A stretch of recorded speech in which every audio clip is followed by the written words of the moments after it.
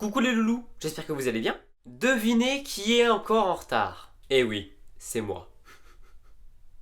Oui bah ça va, je suis désolé hein. Il était une fois le projet Blair Witch.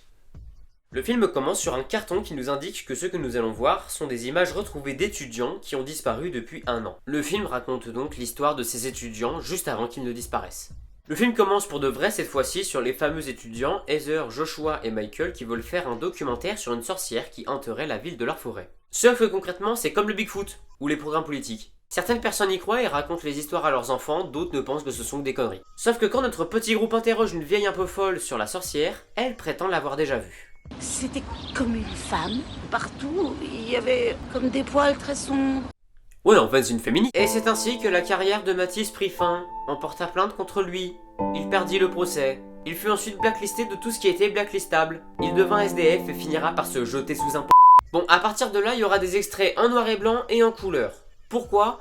Bah parce qu'ils ont 2 caméras, une en couleur et une en noir et blanc. Suivez un peu. Après un peu de route, les loulous arrivent dans la forêt et rencontrent 2 pêcheurs qui leur racontent une bien belle histoire. Une fille aurait disparu dans la forêt le siècle dernier. Elle réapparut mystérieusement 3 jours après et elle aurait raconté des histoires étranges sur une vieille dame. Et l'autre pêcheur raconte lui-même son propre témoignage. Environ à 100 mètres, j'ai vu une forme blanche et floue. Je saurais pas vous dire ce que c'était. C'est définitif, il y a quelque chose qui se passe avec cette forêt. On est en train de s'enfoncer dans la forêt profonde. Ça t'excite? Tu m'étonnes.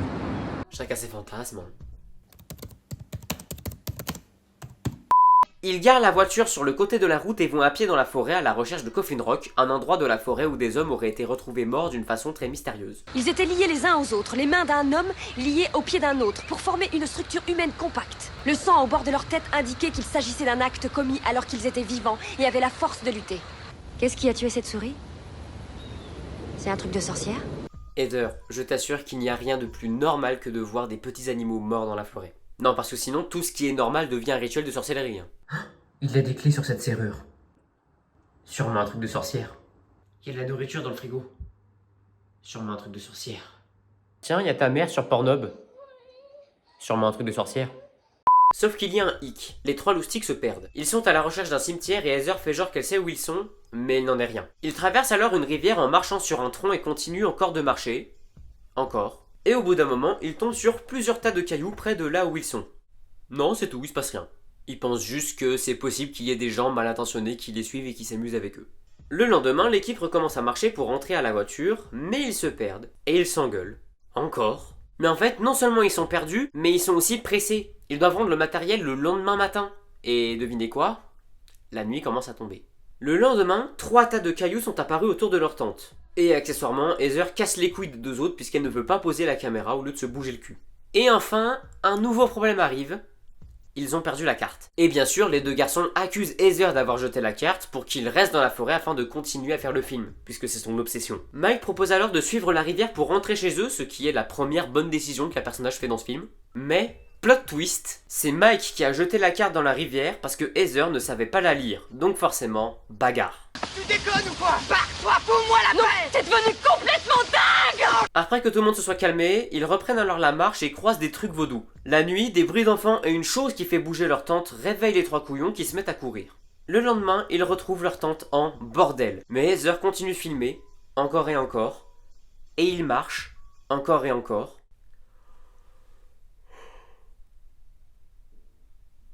Ah.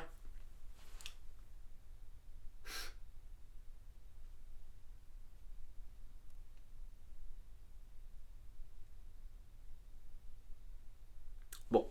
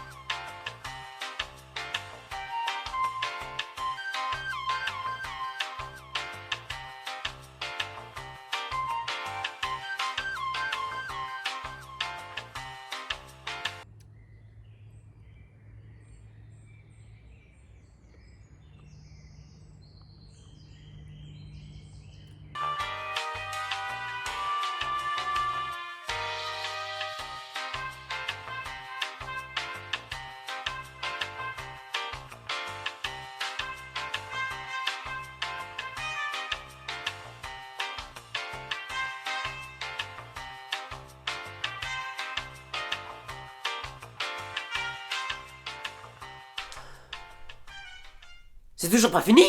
Ils finissent par retrouver l'arbre du début, mais petit problème, il est cassé. Le lendemain, Josh a disparu, mais pas ses affaires. Donc forcément, Mike et Heather sont très inquiets. La nuit tombée, alors que Mike et Heather parlent, on entend des cris, ceux de Josh. Ils partent alors à sa recherche, mais ils réalisent que ce n'est pas Josh, mais quelque chose qui imite sa voix. Le lendemain, ils retrouvent un colis Chronopost devant la tente, la langue de Josh. On peut dire que si Josh ne répondait pas, c'est parce qu'il a perdu la langue.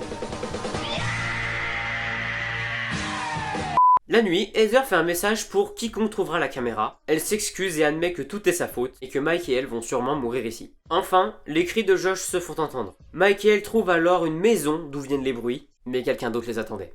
Alors que Mike descend dans la cave, quelqu'un d'autre prend la caméra, filme Mike dans un coin et c'est fini. J'aime pas ce film. Sérieusement, je n'arrive pas à aimer le projet Blair Witch. Ce film ne me fait pas peur, ça m'ennuie et les personnages sont insupportables. J'ai sérieusement envie de leur donner des baffes cosmiques aux 3 gags là. Si tu me demandais de choisir entre me faire fister par un gant en laine de verre et regarder le projet Blair Witch, appelle déjà l'ambulance. Les deux sont tout aussi douloureux, sauf que regarder le projet Blair Witch, ça fait pas d'anecdotes cool à raconter en soirée. Je dis ça comme si on m'invite en soirée, tu sais.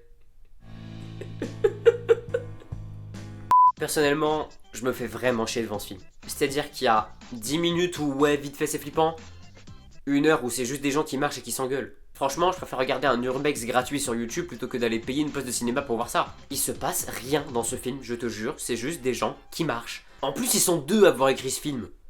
Je suis sûr que ça s'est passé comme ça.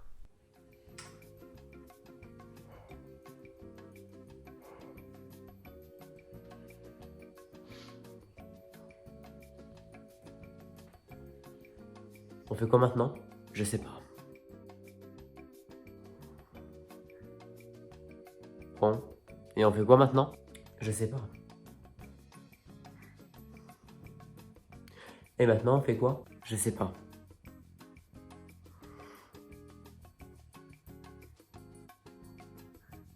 Viens, on en fait disparaître un, et les autres ils retrouvent que sa langue. Vas-y.